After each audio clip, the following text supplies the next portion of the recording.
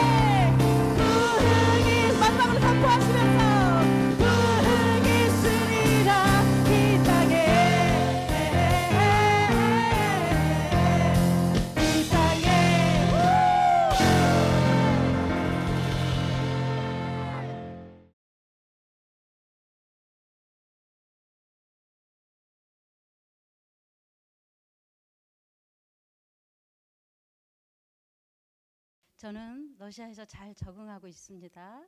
몸도 날씬해졌습니다. 사실 작년에 한국에 왔을 때 임플란트를 4개 했고 건강검진도 받았는데 당뇨에다가 고지혈증 또 골다공증 진단을 받았습니다.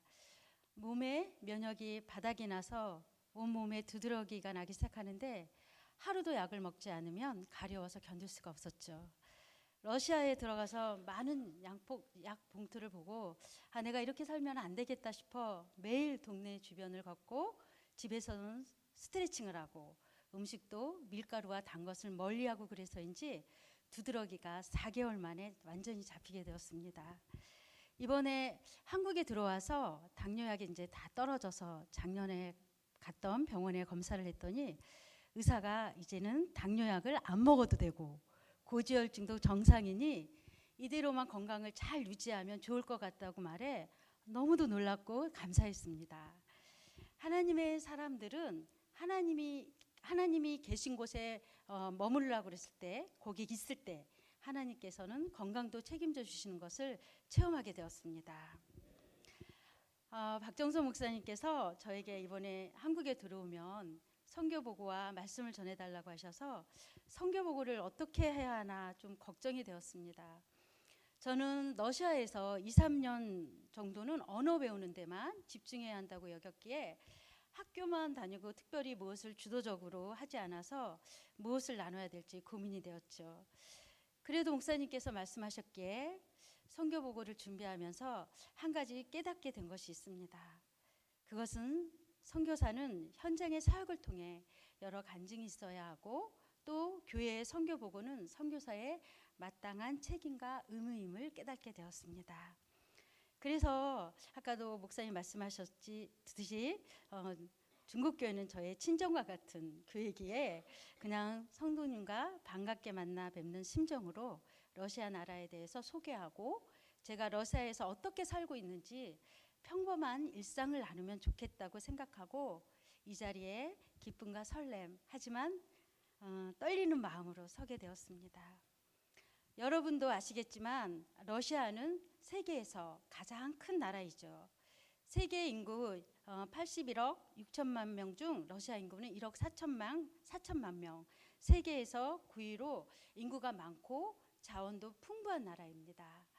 천연가스 매장량이 세계 1위이고 원자력과 우주 항공 분야에서도 세계의 정상급의 경쟁력을 갖춘 기술 강국입니다. 그것뿐만 아니라 문학, 발레, 미술 분야에서도 위대한 문화적 유산을 보유하고 있습니다. 밀가, 감자, 과일, 생선 등 먹을거리도 아주 풍부해 마트에 가면 필요한 것들을 쉽게 구입할 수 있습니다. 전쟁 때문에 남자 인구가 줄었다고는 하나 노인 인구도 많지만 아이들을 많이 낳아 어디를 가도 아이들과 젊은이들을 많이 볼 수 있습니다. 처음에는 추운 날씨 때문에 사람들 얼굴 표정이 차갑게 느껴졌는데 실제로는 여유가 있고 친절합니다. 10월부터 4월까지는 바람이 불고 추워서 겨울이 한 6, 7개월이지만 이 기간이 지나면 사람들 얼굴 표정에 환한 미소를 머금게 됩니다. 젊은 여자들은 진짜 아름답습니다. 세계에서 자기들이 가장 아름답다는 자부심을 가지고 있고 할머니들도 아주 멋쟁이신데 손톱 네일을 안 한 사람들이 보기 드물 정도입니다. 문화 수준도 아주 높아서 책을 좋아하고 돈이 없어도 발레와 오페라 등 여러 공연을 보러 다니는 것을 아주 좋아합니다. 저도 한국에서 손님이 와서 함께 큰 공연장에 가서 발레를 보았는데요. 러시아에서는 한국 돈 3만 원만 줘도 중간 자리에서 발레나 오페라를 아주 멋지게 감상할 수 있습니다. 한국에서 아마 이 정도의 수준의 공연을 본다면 아마 15만 원은 줘야 볼 수 있을 겁니다. 러시아 사람들을 우리보다 수준 낮다 생각하면 안 됩니다. 돈이 없어서 그러지 수준이 낮은 것은 아닙니다. 아이들도 아주 예의 바르고 무엇을 물어보면 친절하게 대답해 줍니다. 제가 매우 무거운 짐을 들고 낑낑대고 있으면 가까이에 있는 성인 남자가 들어줄 정도입니다. 저는 러시아 연해주에 속해 있는 블라디보스토크에 살고 있는데 블라디보스토크의 인구는 60만 명 정도 됩니다. 아마 송파구의 인구 정도일 것 같고 면적은 서울의 절반보다 큽니다. 한국 사람들이 연해주에 500명 내에 살고 있고 그중 선교사가 70% 된다고 들었습니다. 한국 사람이 적은 이유는 현재 전쟁 중이고 또 한국이 비우호 국가라 항공사가 다 떠나갔고 사업이나 유학생들이 줄어 지금은 한국 사람이 300명 정도 남았다고 말하기도 합니다.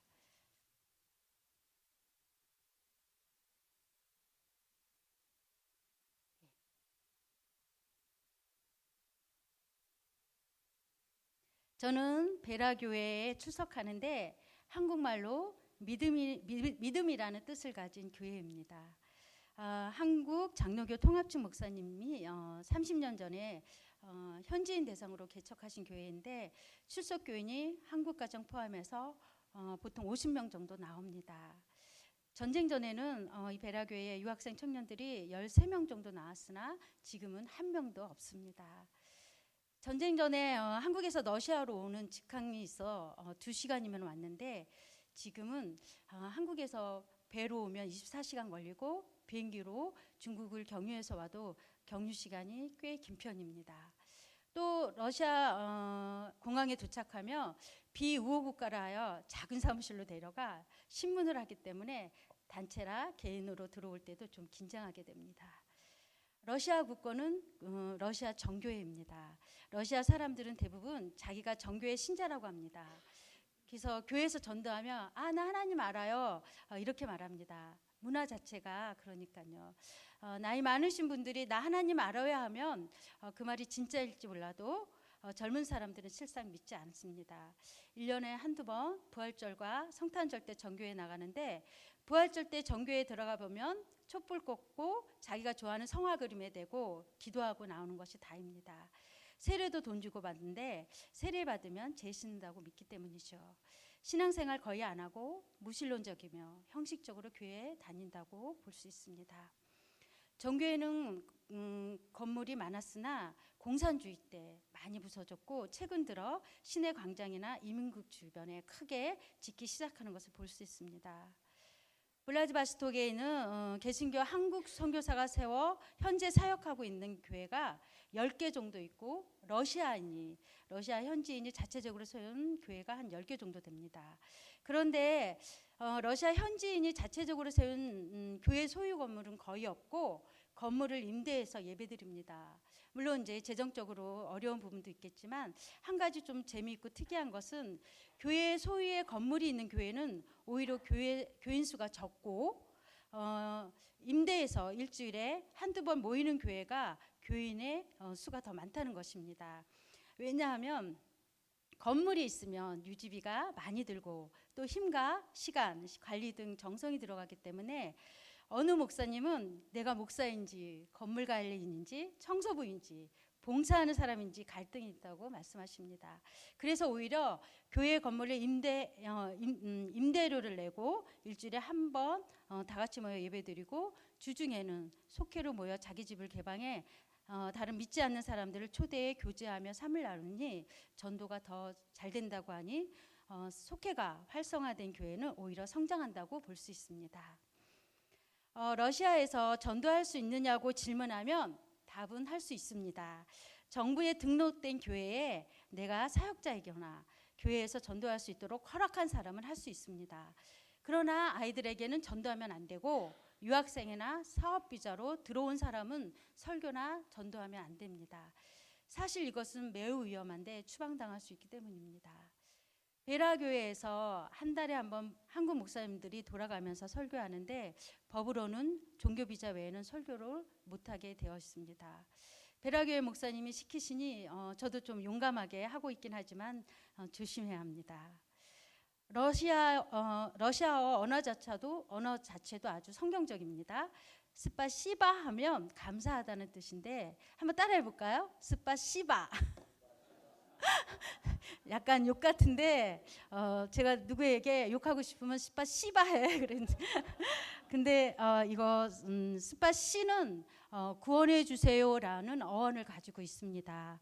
러시아어는 영어와 비슷한 단어가 많고 기독교적인 언어도 아주 많습니다.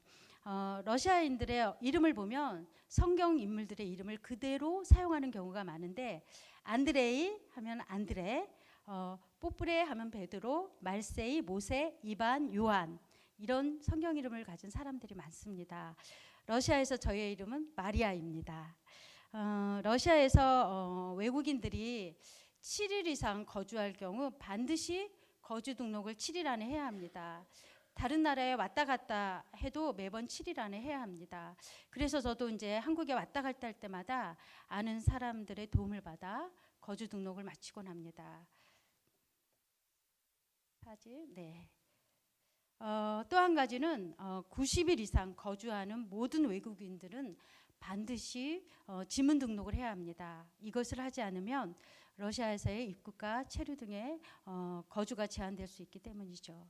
그래서 저도 90일 안에 해야 해서 아는 선교사님과 함께 체감온도 마이너스 30도의 날씨에 버스 타고 내려 20분을 걸어서 지문 등록하는 곳에 도착했는데 정말 많은 사람들이 밖에서 문 쪽을 바라보고 추위를 견디며 안으로 들어가기 위해 기다리고 있습니다.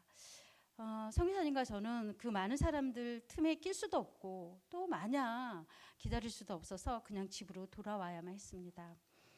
며칠 있다가 저는 누구에게 같이 좀 가달라고 부탁하기가 미안해 혼자 그곳에 갔는데 역시 저번 때처럼 사람들이 많이 모여 있습니다.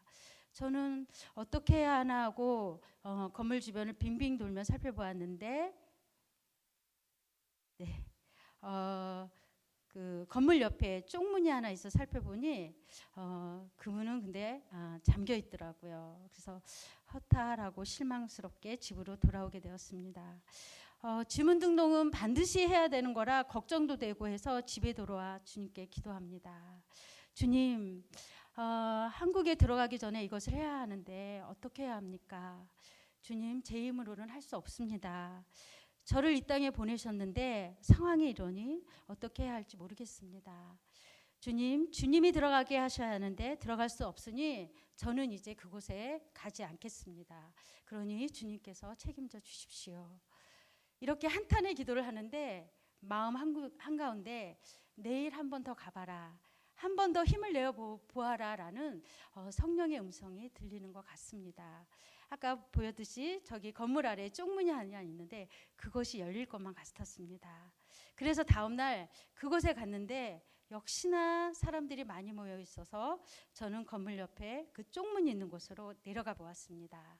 여러분, 문이 열려 있을까요? 네, 열려 있었습니다. 그 문은 2층 지문 등록하는 곳으로 연결되어 있었고 보안관이 들어가는 입구에 못 들어가게 통제하고 있었습니다. 저는 용기 내어 보안관에게 나는 한국 학생이고 지문 등록하러 왔다, 나는 이것을 빨리 하고 학교에 가야 한다 하니 감사하게도 들여보내주어 주문 등록을 무사히 마치게 되었습니다. 할렐루야.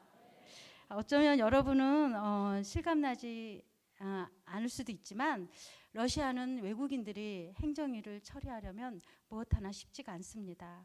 제가 선교사들 모임에서 지문 등록을 힘들게 마쳤다고 하니까 어느 선교사님이 3번에 한 것이면 굉장히 빠르게 한 것이라고, 자기 아는 분은 6번째 했다고 그렇게 말하더라고요. PPT를 하나 더 보겠습니다.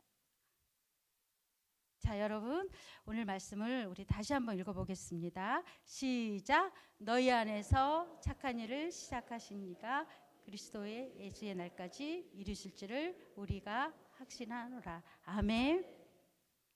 바울은 빌립보 교회를 향해 너희 안에 착한 일을 시작하신 분은 하나님이라고 말씀하셨습니다. 하나님께서 시작하신 착한 일이란 한마디로 말하면 구원의 일을 말하겠죠. 우리를 부르신 거, 또 우리를 거듭나게 하신 거, 회개하게 하신 거, 믿음을 선물로 주신 거, 또 의롭다 하게 하시고 하나님의 자녀로 삼아주신 거, 또 무엇이 있을까요? 하나님을 예배할 수 있도록 인도하신 일, 성도들이 사랑으로 하나가 되고 복음 안에서 교제하게 하신 일, 이런 것이 다 하나님께서 우리 안에 이미 시작하신 착한 일들입니다. 다 하나님이 친히 하신 일들이지 사람이 한 일이 아닙니다. 사울은 빌립보 교회가 세워진 것이 자신의 업적이 아니라 너희 안에 착한 일을 시작하신 이는 하나님이라고 말씀하십니다. 마찬가지로 하나님은 지금 우리 안에 착한 일을 시작하셨고 하나님은 약속하신 대로 그의 자녀들과 교회들을 통하여 그 일을 이뤄가시며 반드시 끝까지 그 착한 일을 이루시고 완성하실 것을 믿습니다. 아멘. 저는 학교에 다니며 언어 배우는 기간 동안은 여러 사람들을 정말 잘 섬겨드리자 이렇게 늘 다짐하곤 합니다. 베라교회에서는 토요일마다 공원에서 노숙자들에게 빵과 음료를 나누고 주일은 격주로 스프와 빵을 노숙자에게 제공합니다. 저는 이 사역을 러시아에 오자마자 동참했는데 이들의 모습은 초라하고 나약해 보이지만 다투지 않고 감사해하며 조용히 음식을 먹거나 가지고 갑니다. 블라디바스톡에 여러 교회들이 돌아가면서 노숙자들이 굶지 않도록 매일 2번 오전 10시와 오후 4시에 30명 정도에게 음식을 제공합니다. 생각보다 노숙자들이 적어서 왜 그러냐고 물어보니 나이 많은 사람들은 거의 알코올로 인해서 굶어 죽고 얼어 죽고 그런데 지금은 그래도 정부에서 신경을 쓰고 있기 때문에 건강하기만 하면 짧은 시간이라도 누구에게나 일자리를 제공한다고 합니다. 자, 제가 살고 있는 65년 된 아파트입니다. 방 1개, 화장실 1개, 작은 주방 1개에 살고 있는데 바퀴벌레가 얼마나 많은지 100마리가 넘게 보입니다. 바닥에 이불 깔고 자면 제 옆에 와 기어다닙니다. 처음에는 정말 너무 소름 돋고 징그러워서 엄청 스트레스를 받고 견딜 수가 없었으나 하나님이 나에게 마련해 주신 이곳에서 하나님을 예배하며 기도하고 적응해 나가니 이제는 바퀴벌레가 나와도 편히 쉴 곳을 주신 하나님께 감사하며 살고 있습니다. 지금은 바퀴벌레를 보면 발로 밟아 죽이고 손으로 꾹 눌러 죽입니다. 여러분, 사실 뱀이 안 나오는 것이 어딥니까? 아는 분은 찐득이를 깔아 놓았는데 여러 벌레뿐만 아니라 뱀이 붙어 있었다고 저에게 그 찍은 사진을 보여주는데 어찌나 징그러운지 정말 감사하며 살아야겠다라고 다짐하곤 합니다. 러시아의 이것도 제가 사는 아파트 출입문이 굉장히 폐쇄적입니다. 러시아의 주거비는 굉장히 비쌉니다. 방 2개 그리고 거실 하나를 이들은 방 3개라고 하는데 블라디바스톡의 월세는 공과금 빼고 110만 원입니다. 선교사 4인 가족이 생활하고 아이들 공부시키고 또 사역하고 그렇게 하면 얼마나 많은 돈이 필요하겠습니까?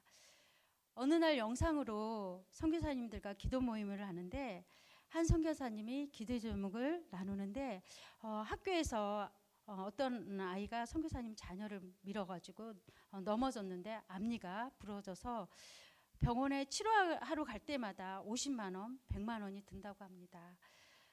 그 선교사님 얼굴에 수심이 가득합니다. 안타까웠지만 함께 기도하고 저는 잊고 있었습니다. 그런데 어느 날 기도하는데 너가 아이의 치료비를 보태면 좋을 것 같다라는 마음을 주십니다.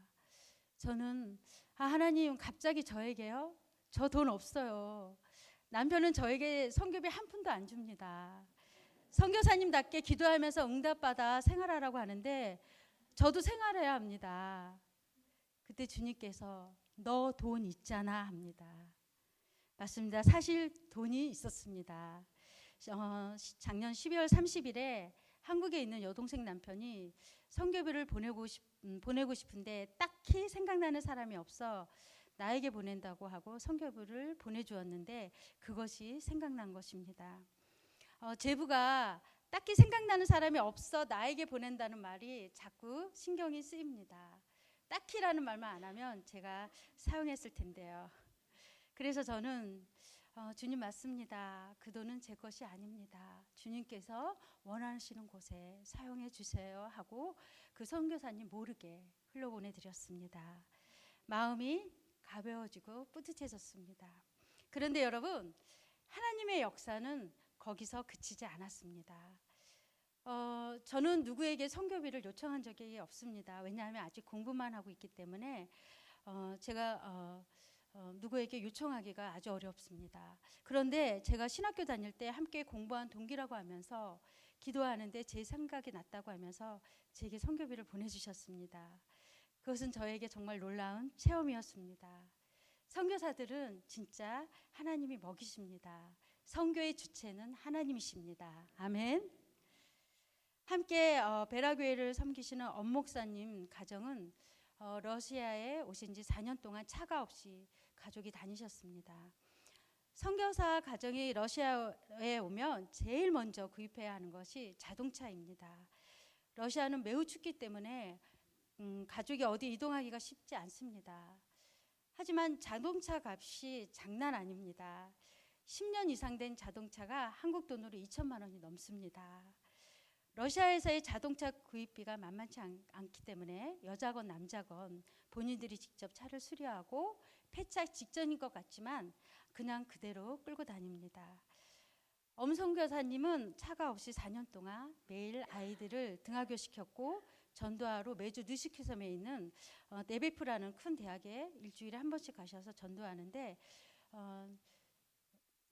전도의 열매가 있습니다. 그래서 베라교회에 현재 학생이 출석하기도 합니다. 그래서 이번에는 사역을 위해 꼭 차가 필요하니 그래서 모금하니 함께 기도해 달라고 요청합니다. 기도하는데 하나님께서 이 일에 협력하라는 마음을 주십니다. 저는 하나님께 주님, 저도 선교사예요. 저도 차가 없어요. 하지만 하나님이 이런 마음을 제게 주셨으니 도울 수 있는 방법을 생각해 보다가 엄목사님께 제 남편에게 선교 편지를 한번 보내보라고 했습니다. 사실 남편은 선교 편지에 매우 마음이 약합니다. 그래서 함께 남편과 기도하고 그 선교사님께 차량 헌금을 기쁘게 보내드릴 수 있었습니다. 아멘. 너무 감사한 것은 저희 집 바로 아래층에 한국 정집사님 가족이 삽니다. 바로 저희 집 아래요. 베라교회 사모님의 조카인데 러시아에서 정착해 러시아 선박회사에 다니고 있습니다. 아내 박 집사님과 딸 사랑이 5살, 딸 소망이 3살, 딸 온유 1살, 이렇게 예쁜 딸만 셋입니다. 언어가 안 된 저에게 이것저것 도움을 많이 주었습니다. 그래서 제가 맛있는 것도 해다 드리고 함께 예배하며 기도하는데 사랑의 엄마 박 집사님이 웁니다. 그래서 왜 우냐고 했더니 제가 있는 것만 해도 위로가 되고 힘이 된다고 합니다. 그동안 너무 외로웠고 아이들 셋을 보면서 많이 힘들었는데 내가 있어 감사하고 하나님이 보내신 천사 같다라고 말합니다. 그런 말을 들으니 주 안에서 나로 인해 감사하는 사람이 있네. 정말 감사하다. 나는 오히려 내가 도움을 받았다고 생각했는데 더 잘 섬겨드리고 싶은 마음이 있었습니다. 러시아는 유치원 차량이 없습니다. 박 집사님 큰딸 사랑이가 유치원에 갈 때마다 사랑이 아빠가 아침에 출근하면서 데려다 주고 또 사랑이 엄마는 유치원 끝나는 시간에 맞춰 사랑이를 데리고 와야 합니다. 바람 불고 추운 날씨를 뚫고 둘째와 셋째를 얻고 손에 걸리고 말이죠. 저는 박 집사님이 외국에서 아이 셋을 키우는 것이 안쓰럽고 아이들도 너무 이쁘고 그래서 매일 1시간씩 아랫집에 내려가 소망이와 온유를 봐주었습니다. 한 4개월 이렇게 하다 보니 점점 피곤해지기 시작합니다. 학교 수업이 매일 3시간 또는 4시간 30분씩 수업하고 집에 오면 숙제도 해야 하고 밥도 먹어야 되고 또 청소도 해야 되고 동네 한 바퀴도 돌아야 하고 정말 바쁘게 저도 바쁜데 아이들을 1시간씩 봐주는데 아이들은 그것으로 부족해서 매일 우리 집에 올라와 나랑 놀기를 원합니다. 그래서 너무 지쳐가지고 어느 때는 뽀로로를 보여주고 시간을 때우기도 합니다.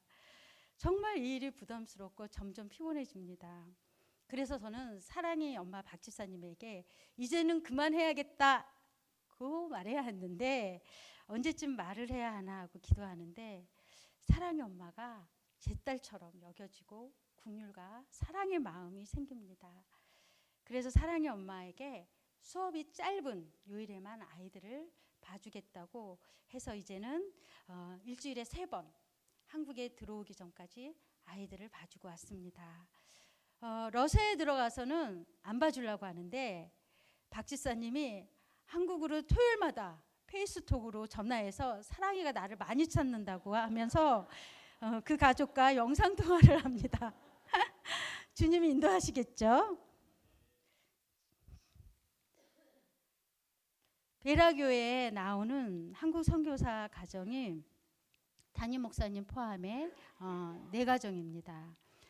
한 가정은 CCC 파송 선교사님이시고 러시아 오신 지 4년 되어 가시고 대학교 다니며 학생들을 전도하십니다. 그리고 전도한 학생이 아까도 말씀드렸듯이 베라교회에 빠지지 않고 나오는 학생이 있습니다. 또 한 가정 선교사는 중국에서 10년 사역하였고 캄보디아에서 4년 계시다가 작년에 러시아에 오셨는데 러시아에는 중국인들이 많이 들어와 있기 때문에 중국인 대상으로 전도도 하고 모임을 시작하셨습니다. 저는 사실 이들이 너무 부럽습니다. 나 자신과 자꾸 비교하게 되고 내 자신이 초라하게 느껴집니다. 조급하게 생각하지 말고 주님의 때를 기다리자라고 하지만 그래도 이들이 부럽습니다. 주님, 한 영혼에 대한 마음 주셔서 저를 이 땅에 보내셨는데 저는 이곳에서 무엇을 하고 있는 겁니까? 저도 이제 사역을 하고 싶습니다. 주께서 사역의 길을 열어주소서. 한국에 오기 이틀 전에 그동안 만나보지 못했던 선교사님 부부가 생각났습니다. 블라디에 오신 지 25년 되었고 극동교회라고 하는 유학생들이 많은 교회를 담임하고 있고 얼마 전에 교회를 아름답게 지어 봉헌하였습니다. 제 한국의 친한 친구가 자기 청년 때의 멘토이니까 이 선교사님 부부를 꼭 한번 만나보라고 했는데 기회가 되지 않아 연락을 못하고 있었습니다. 이번에 한국에 제가 들어오게 되면 이 친구를 꼭 만나야 하기에 뵙고 가야겠다고 생각하고 약속 장소를 잡고 그곳에 나갔습니다. 이 사모님은 지금 데베프 대학의 한국어학과 교수님이십니다. 저와 이야기를 나눈 중에 제가 한국어 교사 2급 자격증이 있다고 말씀드렸더니 그럼 한국문화교육원에서 학생들을 가르칠 수 있다고 알려주십니다. 자격증이 없는 한국 사람들이 가르치고 있으니 자격증이 있는 제가 다른 사람들보다 우선적으로 일할 수 있다면 소개해 주시겠다고 합니다. 제가 언어가 잘 안 되니까 초급, 중급보다는 고급 러시아인들을 가르치면 좋겠다고. 왜냐하면 고급 러시아인들은 한국 사람 못지않게 언어를 잘 구사하니까 한국 문화에 대해서 이야기하고 친숙해지면 복음도 전하고 제자 양육도 하고 그래서 또 가족도 구원하고 그랬으면 너무 좋겠다 이렇게 말씀하십니다. 그래서 혹시 들어와도 그 자리가 없으면 이 사모님이 데베프 교수이니까 자기가 가르치는 학생 3명을 나에게 붙여줄 테니까 한번 한국어를 가르치면서 제자 시키라고 그렇게 말씀해 주셨습니다. 그래서 이력서를 보내달라고 해서 보내드렸습니다. 할렐루야. 이번에 러시아에 들어가면 학생들을 가르칠 수 있을 것 같습니다. 함께 기도해 주시기 바랍니다. 저는 러시아가 정말 좋습니다. 처음에는 러시아 사람들이 웃지도 않고 너무 차가워서 매우 긴장하며 다녔습니다. 아우리치로 러시아에 4번 다녀왔지만 마포 은강교회에 파송을 받고 2013년 11월에 혼자 러시아 베라교회 게스트룸에 혼자 있을 때 정말 좀 당황스러웠습니다. 자고 일어나면 여기가 어디인가? 왜 나는 여기 혼자 있는가? 너무 춥고 외롭고 내가 여기서 잘 견딜 수 있을까? 러시아 말은 하나도 못 알아듣고 말도 못하고 러시아 사람들 표정은 차가워 더럽기까지 합니다. 남편과 아이들 그리고 부모님이 너무 보고 싶었고 나를 혼자 러시아로 보내고 혼자 바쁘게 한국에서 생활하고 있는 남편에게 서운한 마음까지 들었습니다. 자주 페이스톡을 통해 남편과 영상통화하지만 내가 없는데도 남편의 얼굴은 평안해 보이고 혼자서도 잘 사는 것 같아 쓸쓸하기까지 했습니다. 제가 남편에게 당신은 나 안 보고 싶냐 하면 남편은 이렇게 영상으로 보고 있잖아. 하나님만 의지해 라며 아주 얄밉게 말하곤 합니다. 저는 눈물이 납니다. 하나님, 저 외로워요. 너무 추워요. 여기 사람들 무서워요. 언어가 안 되니 혼자 어디 갈 수도 없어요. 매일 울게 됩니다. 어느 날 아침 묵상을 하는데 주님께서 저에게 말씀합니다. 너의 하나님 여호와가 너의 가운데 계시니 그는 구원을 베푸실 전능자시라. 그가 너로 말미암아 기쁨을 이기지 못하시며 너를 잠잠히 사랑하시며 너로 말미암아 즐거이 부르며 기뻐하시리라. 아멘. 따라 내가 너를 기뻐하고 너를 사랑하며 너 때문에 즐거이 노래 부르며 기뻐함던다. 따라 내가 너를 이 땅에서 새롭게 해줄 것이다. 여러분, 주님의 말씀은 참으로 놀랐습니다. 나에게 주신 이 말씀은 위로와 힘을 주실 뿐만 아니라 신기하게 남편이 보고 싶지 않습니다. 자주 했던 전화도 제가 한국에 있을 때처럼 가끔 하게 됩니다. 남편이 궁금해서 살아있나 죽었나 그럴 때만 전화를 하게 됩니다. 러시아에서 매일 새벽 기도와 수요 기도에 금요 기도에도 빠지지 않고 기도하기 시작하니 견뎌집니다. 이 땅은 춥지만 환경이 예전에 살던 것보다 열악하지만 견딜 수 있습니다. 왜냐하면 하나님의 약속의 말씀을 볼 수 있고 신뢰할 수 있기 때문입니다. 여러분, 하나님께서는 그가 시작하신 착한 일을 그리스도의 예수의 날까지 반드시 이루신다고 약속하셨습니다. 하나님께서는 착한 일을 시작만 하시고 끝을 맺지 않으시는 그런 분이 아니십니다. 하나님은 우리를 불러주시고 그 다음은 모른 척 하시는 그런 분이 아니십니다. 하나님은 우리에게 믿음만 주시고 뒤로 물러나시는 그런 분이 아니십니다. 그가 시작하신 착한 일, 곧 구원의 일을 그리스도의 예수의 날까지 이루실 줄을 우리는 확신하노라라고 하셨습니다. 하나님은 우리 안에 착한 일을 시작하셨고 하나님은 약속하신 대로 그의 자녀들과 교회들을 통하여 이 일을 친히 이루어 오셨고 그 착한 일을 반드시 끝까지 이루시고 완성하실 그 하나님을 찬양합니다. 기도